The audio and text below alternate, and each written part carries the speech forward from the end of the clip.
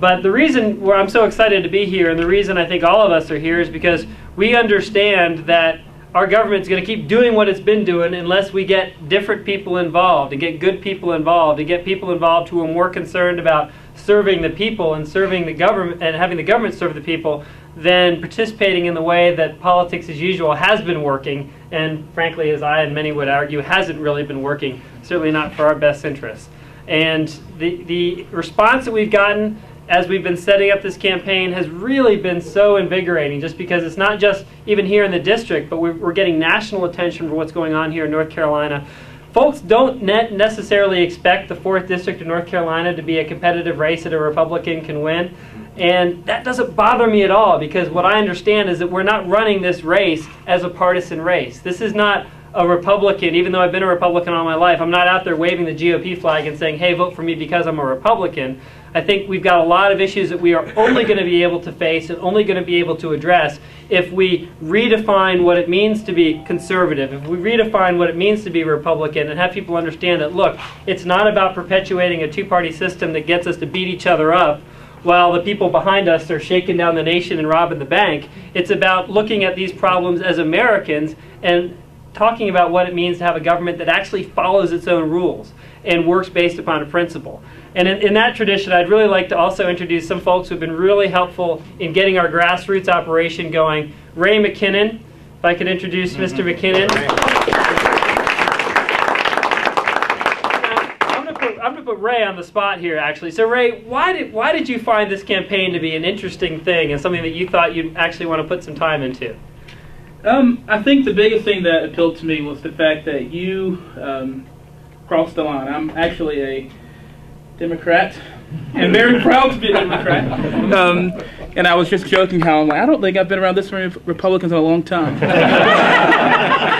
But the thing that I love about BJ's campaign is that it appeals to me, it appeals to Republicans, it appeals to libertarians. But the biggest thing, honestly, is the fact that I think he's principled. I think he is a principled leader, and he will do a lot of great things for this district and for the state. So that's really the biggest thing, is that he's a principled leader, and I wanted to back him for that. Just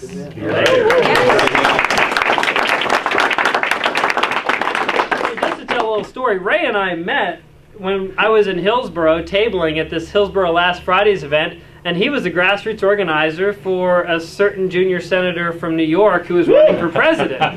So he's working the Hillary Clinton table, and I'm working the Lawson for Congress table, and I give him a constitution, like we gave out 10,000 of these constitutions as Washington's rule book, and he thought that was pretty cool. So we started talking about what change means, and what does it mean when one guy says change, and what does it mean when some other guy says change, and I'm like, wait, time out. We know things aren't working, we know we need to change, but what does that mean? It means we need a government that follows the rules. And I've since gone further with that, and really am working just to spread the word so folks understand, look, when we look at how Congress works today, when we look at how our government works today, folks, there aren't any rules that I can figure out, and if they are rules, they're not worth following.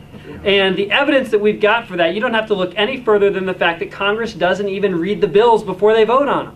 You can look at example after example after example where legislation that goes into the hundreds or thousands of pages gets pushed forward to a vote. The leadership leans on everybody and says, you're going to support this, and people vote yay when they don't even know what's in there. Whether it's the Foreclosure Prevention Act of 2008, whether it's the Farm Bill of 2007, whether it's the Patriot Act, these bills weren't read.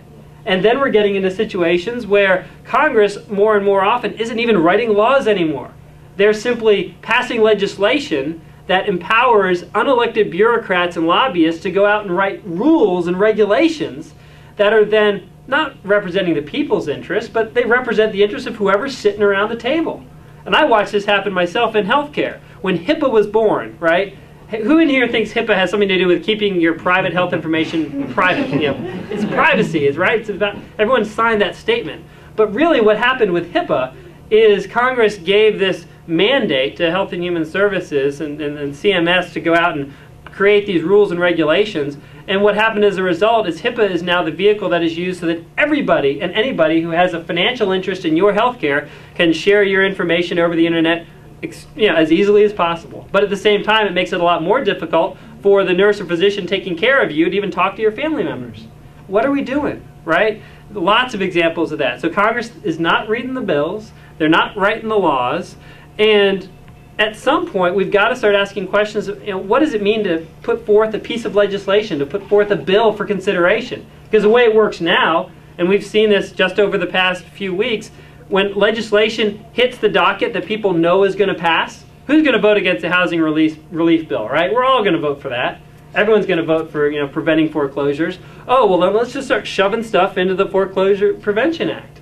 And now you get a situation where inside this, again, several hundred-piece legislation is a provision that's going to require all third-party payment processors, such as Visa and MasterCard and PayPal, to start reporting their transaction data to the federal government and to the IRS.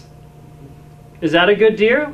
Is that a good idea? Maybe, I don't know. But should it have to stand on its own merit as opposed to being shoehorned into a piece of completely unrelated legislation?